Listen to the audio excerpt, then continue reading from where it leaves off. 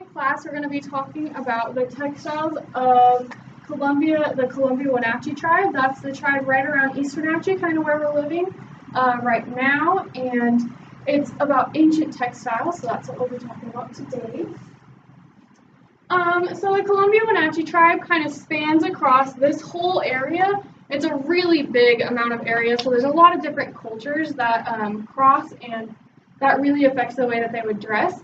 Because some of these people would live in the Columbia Basin, which is desert area, and some people would live all the way over by the Cascade Mountains, which is really cold, and you need to dress warm for that because the winters can get really harsh.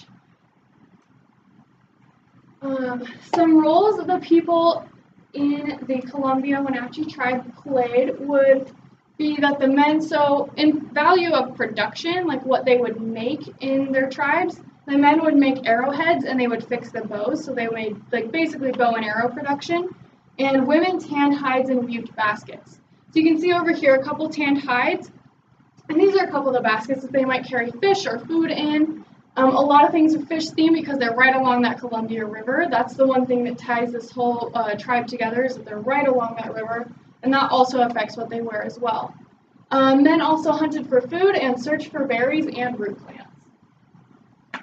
So the clothing was described as very decorated, so they would use lots of different colors and stitches. They would use beads and feathers as well to really represent each tribe, because it was divided up into a bunch of different bands. It's not all just one giant tribe, they're in different areas.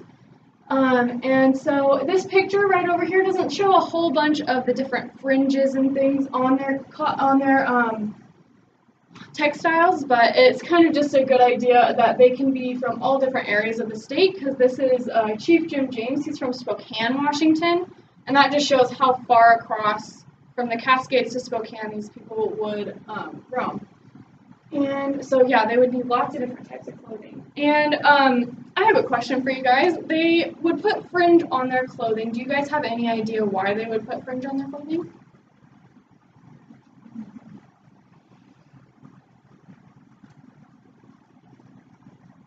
Any guesses? Decorative? Decorative was definitely one reason that they would do that, and they would also do that really interestingly so that the leather that they were using would dry faster if it got wet. It kind of wicks away the moisture, so it doesn't stay wet like a pair of jeans would if you got it wet. So I thought that was really cool. So the different fabrics and fibers that they used in these tribes, or this tribe, was animal hide, which mostly consisted of buffalo hide once these tribes found the use of horses. And it was used for warm winter robes and also used for mobile teepees in the summer, so it was very versatile. It could be used in both areas.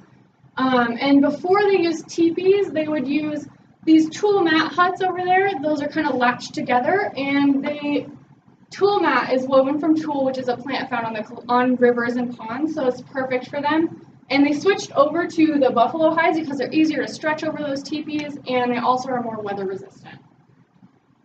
So the process of tanning animal hides is kind of simple, but also really interesting.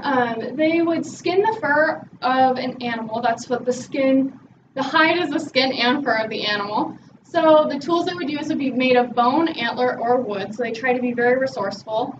The hide is stripped from the animal, and then they scrape off any fat or blood from the animal hide just to make sure it's nice and clean. And they can scrape off the fur on the other side too as well if they're making like summer clothing, so it's not too warm.